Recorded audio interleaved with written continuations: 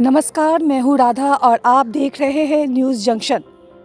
Bhojpuri actress Akshara Singh आज फिल्मों में अच्छा नाम कमा चुकी हैं। महज 5 साल के करियर में उन्होंने एक से बढ़कर एक हिट फिल्में दी।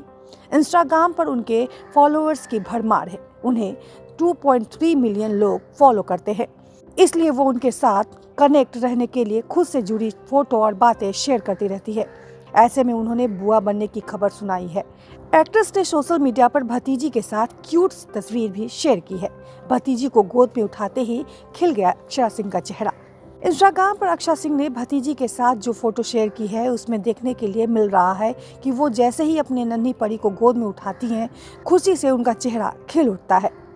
भतीजी के साथ फोटो शेयर करने के साथ ही अक्षरा सिंह ने कैप्शन लिखा, अल्ले मैं बुआ बन गई, छोटी सी नन्ही सी परी।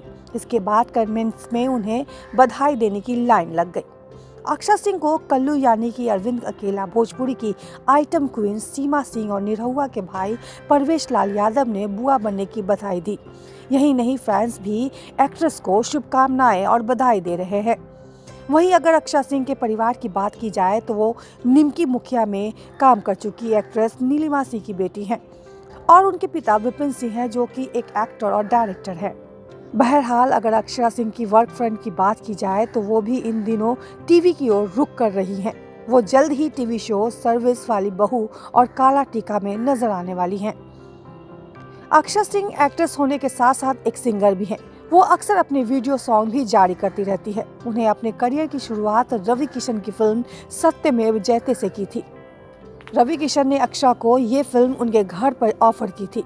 किसी काम से एक्ट्रेस उनके माता पिता से मिलने गए थे। वहीं अक्षरा को पहली बार रवि ने देखा और देखते ही उन्होंने अपनी फिल्म के लिए साइन करने का ऑफर दिया था। फिर क्या था, अक्षरा ने भी हाँ कर दिया और धीरे धीरे वो भी स्टार बन गई। लेटेस्ट न्यूज़ के लिए सब्सक्राइब करें न्यूज़ जंक्शन।